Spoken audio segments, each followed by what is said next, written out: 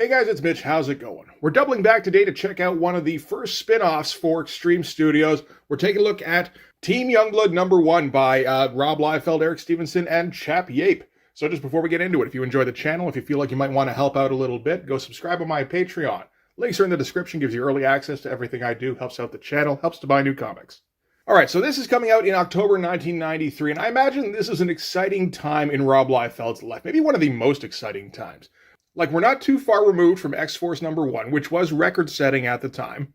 At this point, he's like 25 years old. He's already established himself as one of the biggest names in the industry, and him and his superstar buddies have been able to establish this new venture, which he was a key part of, and which has now proven to be extremely lucrative. Not necessarily good for the overall health of the industry, but that's not really his concern. And now he's on like his 5th or maybe 6th spin-off book. I mean, he's got Youngblood, he's got Brigade, he's got Supreme. I think he's got Bloodstrike by now. And he's got at least 2 spin-offs for Youngblood with Strikefile and now Team Youngblood. Are any of the comics good? Well, no, but that's not what they're for. They're there to make Rob Liefeld a millionaire, and they were successful in that goal. But Rob was able to stumble upon the occasional talented artist to take up the penciling duties on one of his spin-offs, and of course, in this case, I'm talking about Merritt Michaels on Brigade. No, obviously I'm joking. We're talking about Chap Yaep, who at this time he's not particularly good in terms of the actual finished product, but what he is able to do is he's able to put out pages at a consistent rate, which is something like nobody else in Image is able to do at this time. And of course, what happens if you put out pages at a consistent rate, you're going to get better very quickly, which is what happens with Chap.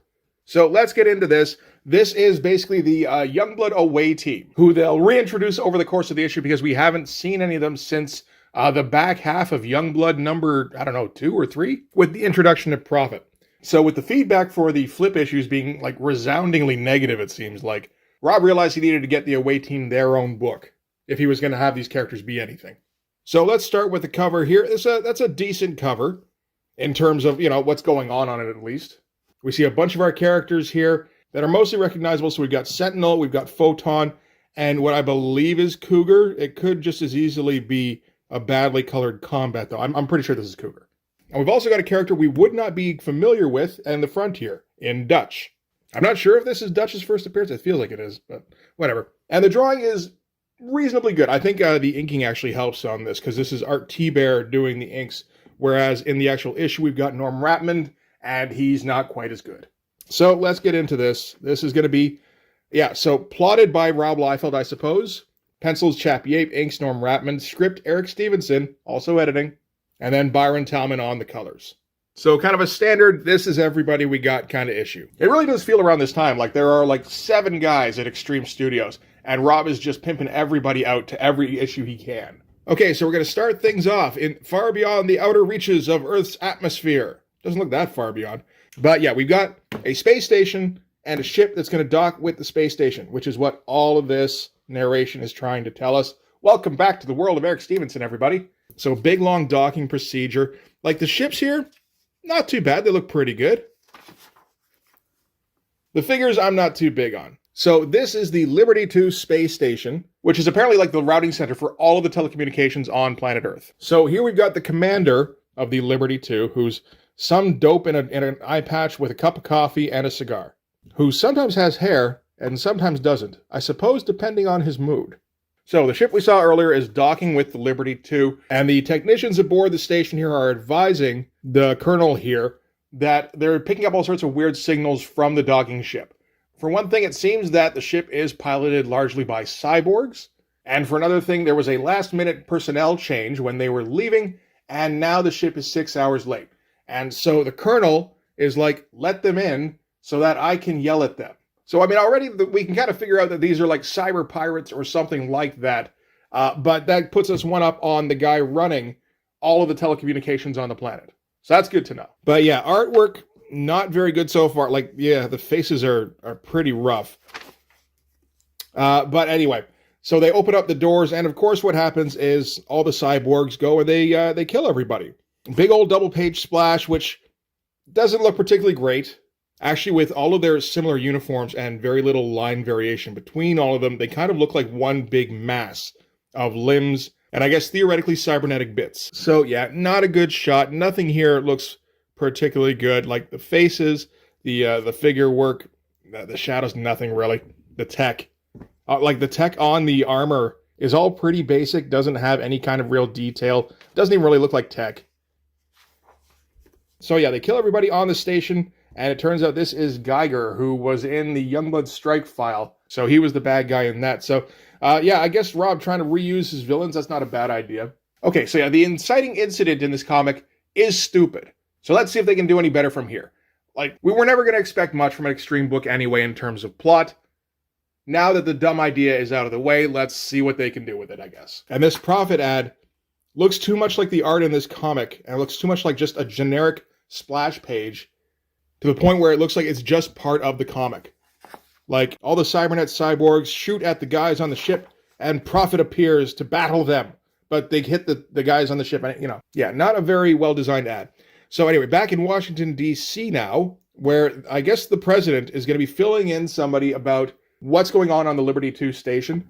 And it turns out the person he's speaking to is Giant Sentinel. Ugh, that wouldn't have been good enough for a splash page. Like, it's a fine figure in that it's solid. That's about as much as you can say for it. The rendering looks fine. It also looks wide. Like, this looks very much like a splash page that was turned on its side to fill up space in the book. And it's not like there's a whole bunch of dialogue that we needed to fit on 2 full pages.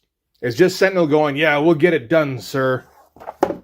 And then we're going to get our big, unimpressive shot of Team Youngblood. So it turns out they were there the whole time. Nobody knew. We got Riptide, Cougar, Photon, and Masada. We are missing a few people in Sci-Fire, of course, Brahma, and Combat. We will see at least a couple of those later on in the issue, though. But yeah, this splash, not impressive. It's not the worst thing, you know, like Chap Yaep is going to get to be pretty good pretty fast. These are just his first steps. And yeah, it's pretty rough, and to the point where it's like, man, I don't know if you should be giving this guy a comic just yet. So Team Youngblood is assigned to go and liberate the Liberty 2 station. Sentinel wants to bring the whole Youngblood team with him. And the White House's response is that we need to keep something in reserve, because that's always kind of their response. It's like, in case Team 1 fails. It's like, well, if you think Team 1 might fail, maybe you should reinforce it so that it doesn't fail. Instead of hitting it twice with small forces, maybe hit it once with the big force and that'll do it.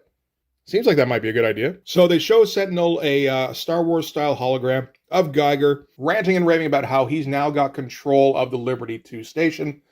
He doesn't seem to have any demands. He's just really happy about the fact that nobody gets TV anymore. And yeah, not great art, but put out on time.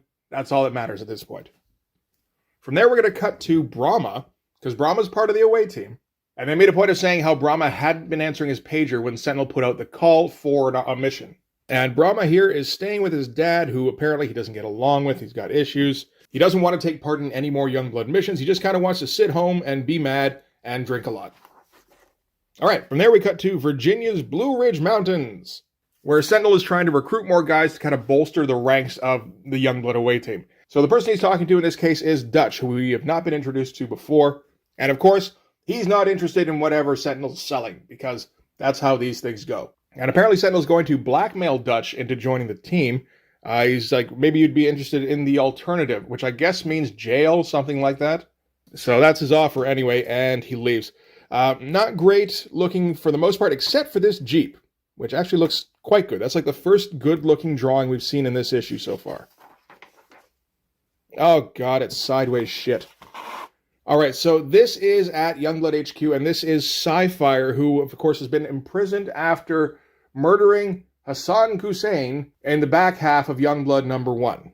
And these are like his wardens, I guess, or his, like his handlers. So we haven't seen much of Sci-Fire, I think, since Youngblood, I want to say 2 or 3, where there was the whole business with Prophet and the big robot things, and he was asking to be let out of his restraints, and they wouldn't do it, which, come to think of it, his whole thing is that he's telepathic and telekinetic or whatever.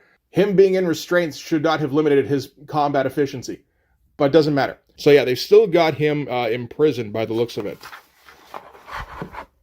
So just kind of reminding us that he exists and what his state is, which is a good idea. So now we're going to cut to training, because of course we are. If you thought things were going to happen in this comic, well, they might a little bit, but not before we get some training in.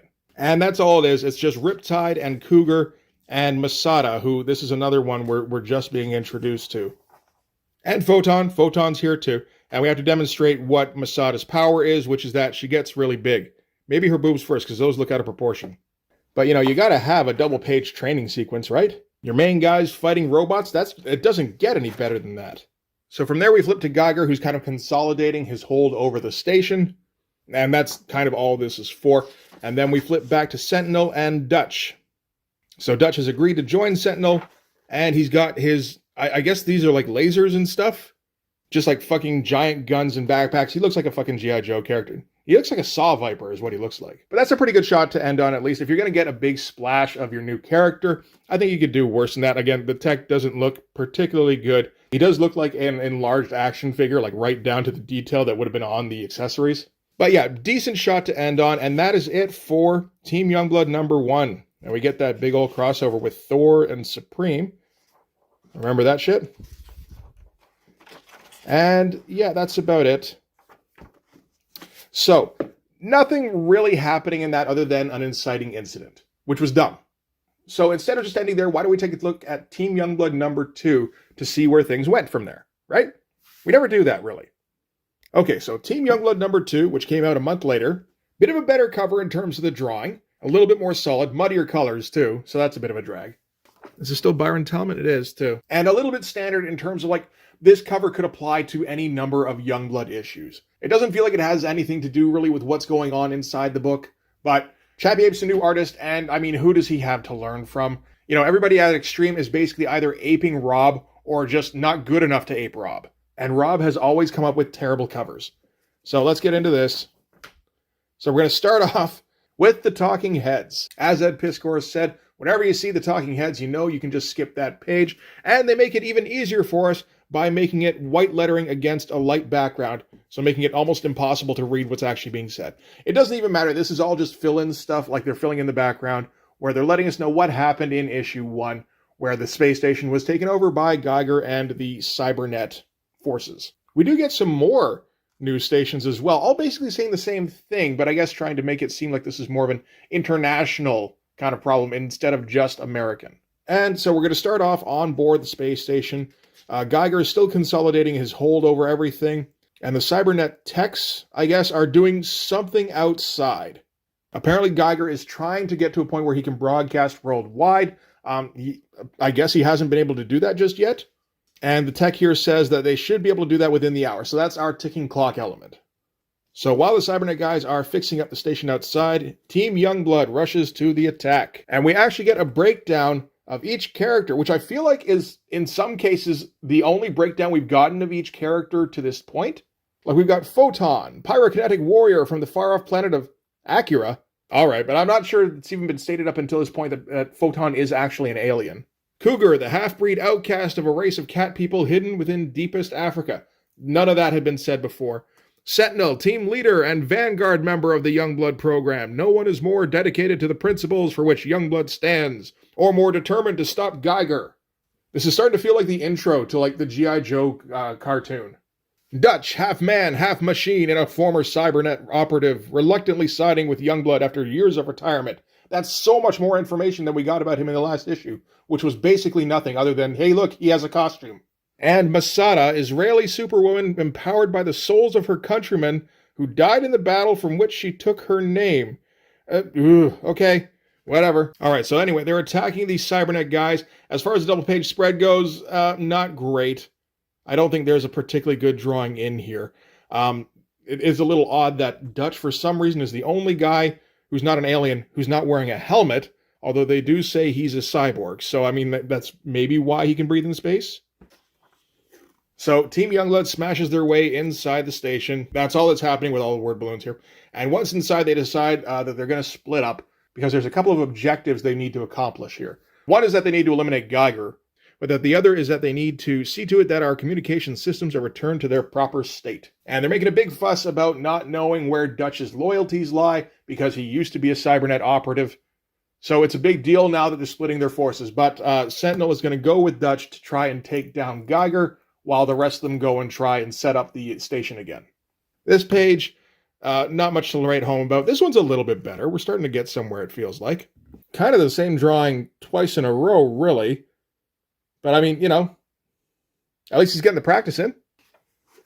From there, we cut to Brahma, who's fucking massive.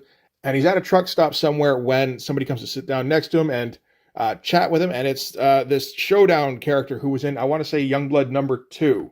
And that's the only place we've seen her up until now. So we find out a few things here. For one thing, we find out about, I think this is maybe the first mention of the Blood Pool, which is the Youngblood training program. And we find out that Brahma and Showdown both were in the Blood Pool at the same time. And then they just kind of went different ways. But Brahma obviously made the team. Showdown, not so much. She went and joined the 4 as a supervillain. So now Brahma's not sure what he wants to do. He doesn't want to be on Youngblood anymore. For some reason. Like, there never really has been a good reason given so far. But, okay, he doesn't want to be on Youngblood anymore. All he wants to do is play football and make his dad happy. And he can't do either of those things. So he's not sure what to do with himself. And Showdown offers, well, hey, you've always got a place at the 4. And he's like, okay, well, I'm going to think about that because that's super villainy, but I'm not ready to make that kind of commitment just yet. And she's like, okay, that's fine. We'll talk later. And that's kind of the end of that sequence. But like, that actually seems to be kind of like character development, which is not something I really expected from an Extreme book. Now, one of the problems is that there is no reason for the character to develop. We haven't gotten that part of it. But the fact that Brahma isn't like immediately evil, that they're trying to do like a bit of a transitional thing in between, that is actually kind of interesting.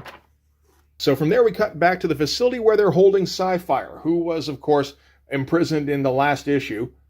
And there's something going on where his body is just kind of going haywire and all sorts of telekinetic shit's going on. And it's almost like a nuclear core melting down. And then all of a sudden, it just kind of stops. And they're kind of confused like that. Like, why would that happen?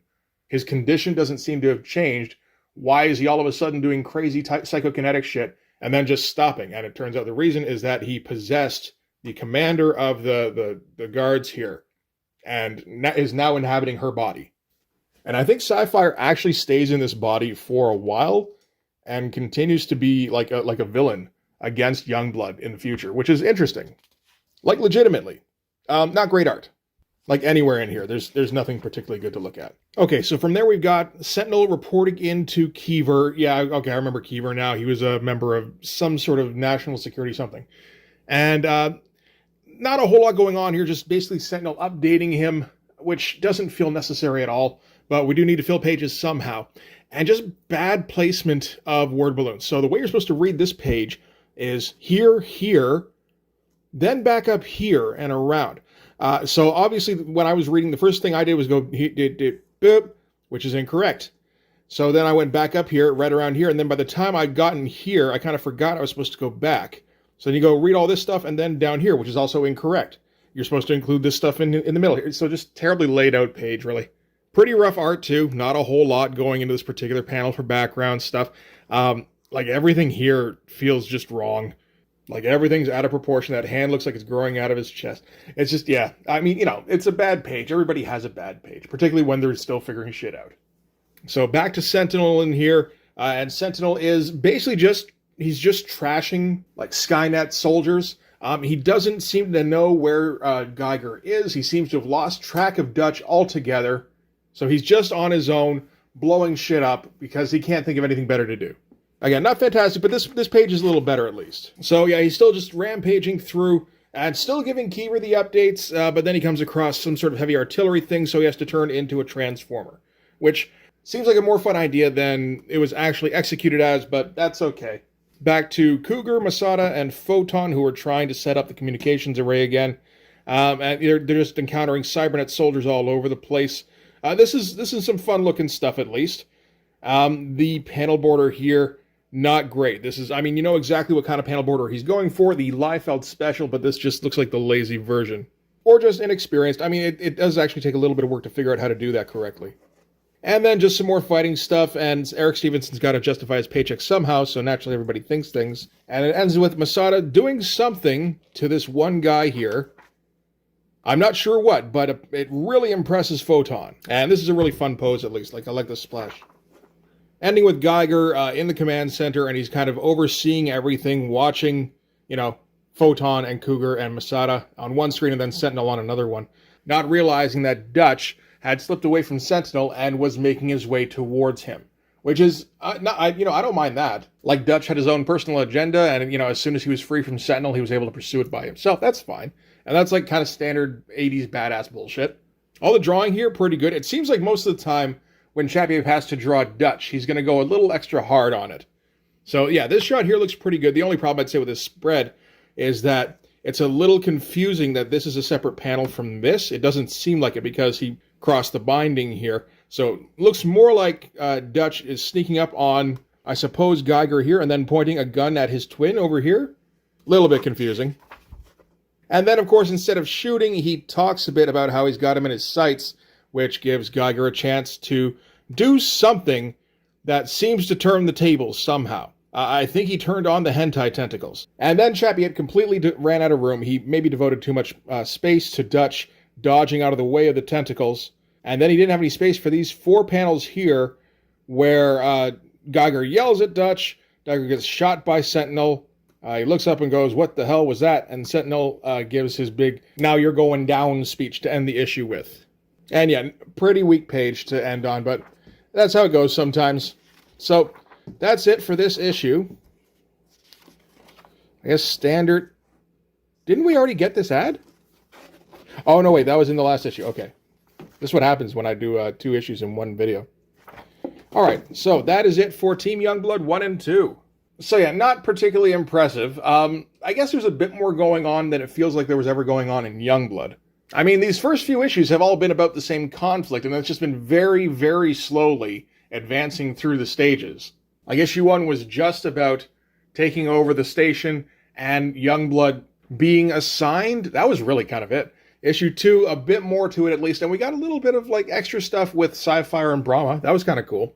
So now I guess issue 3, they probably wrap up the whole satellite thing.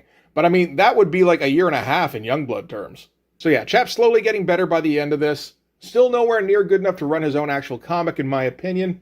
But Rob doesn't have many choices, other than to pay people who are good at it, but he doesn't seem to want to do that. So I think it's probably another year or so before Chap Yaep gets to be good enough to actually, do some finished pencils. So we're not going to stick around with Team Youngblood in the meantime. But there's all sorts of other useless extreme titles for us to check out. So there's like Berserkers, there's Troll. We haven't hit Troll yet. That's something. So don't worry, as long as Rob Liefeld keeps putting out comics, there will always be fresh crap to review. But for this one anyway, that's going to do it. Thanks very much for watching. If you like this video, please hit like, hit subscribe, hit the notifications so you know when the next one's coming out. Go over and subscribe on my Patreon. It gives you early access to everything I do, from the Blood Force stuff to the YouTube videos before they get uploaded to YouTube, as well as some Patreon exclusive content. You can also follow me on Instagram and DM me there for commissions, and you can join the Blood Force Discord server. But yeah, that's going to do it. Thanks again for watching, guys. I'll see you in the next one. Bye-bye.